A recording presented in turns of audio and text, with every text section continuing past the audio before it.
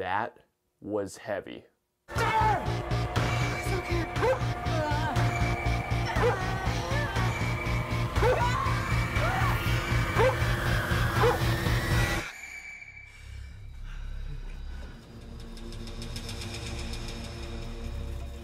So It Comes at Night is a new psychological thriller written and directed by Trey Edward Schultz. And in It Comes at Night, we follow this family, one of them played by Joel Edgerton, and a group of people are trying to survive while something is going on with the outside. People are getting sick, and they, in turn, don't want to get sick. That's all I'm gonna say, guys. Alright guys, so let's get into It Comes at Night.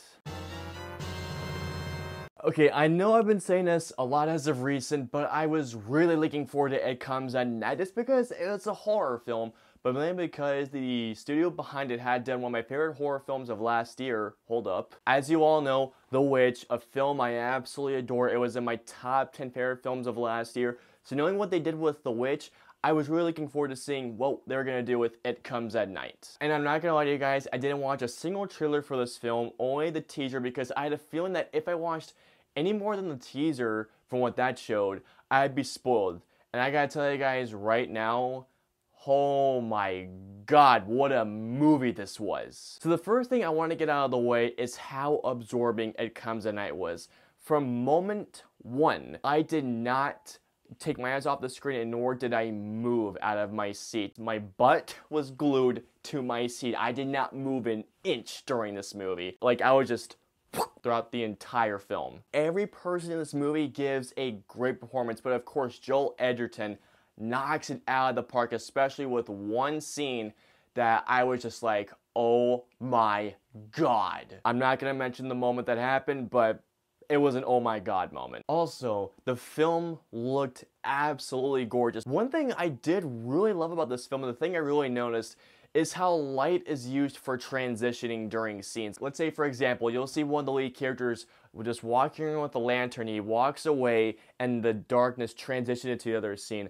I don't know if it was just me, or if it's just me thinking it this way, but I thought it was a really nice, clever use of light to use for transitions during each scene. Like, it had me on edge the entire time. And also, huge props for them using long takes. Whenever a director does long takes, I have a huge admiration for that. And apparently, Trey Edward Schultz, this was his second film. So all I have to do is this. But it's not just the long takes.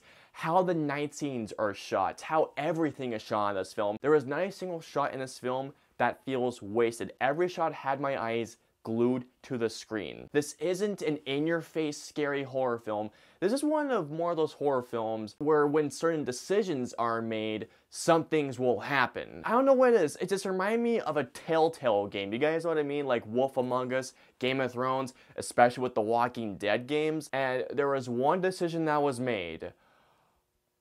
Oh, that I'm not going to lie, made me do this.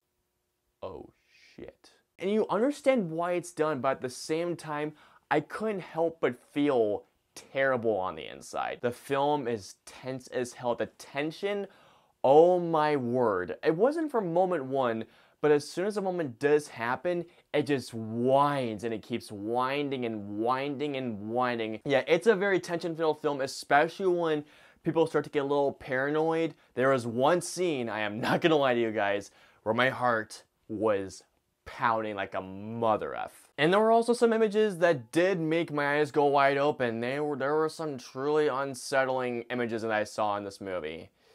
Yeah. Another thing I loved, but it's also kind of a con, which I'll explain a little bit, was the ending.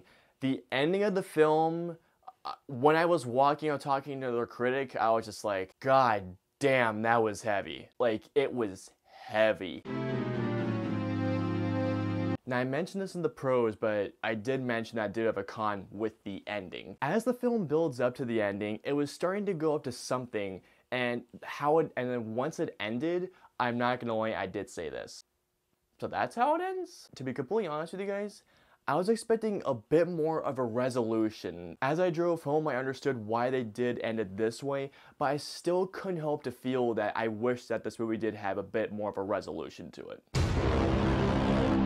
Overall, guys, It Comes at Night is a deeply absorbing, tension-filled, unsettling at times film. It's more of an atmospheric thriller that follows people that are trying to make decisions, the best decisions that they can, during an event that no one knows what is happening, and the paranoia that comes along with making those decisions. Even though I'm half and half on the film's ending, it does not change the fact that I dug the living crap out of this film. So overall, guys, I'm gonna give It Comes at Night a 4.5 out of 5 stars. This film is so good.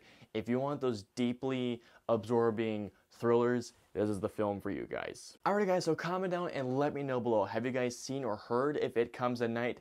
If so, or if not, let me know what you guys are thinking about it or how excited you are to see the movie. Let me know below. If you guys liked my review of It Comes at Night, please hit that like button and hit that subscribe button to see more reviews just like this one. And until my next video, I will see you guys, as always, next time.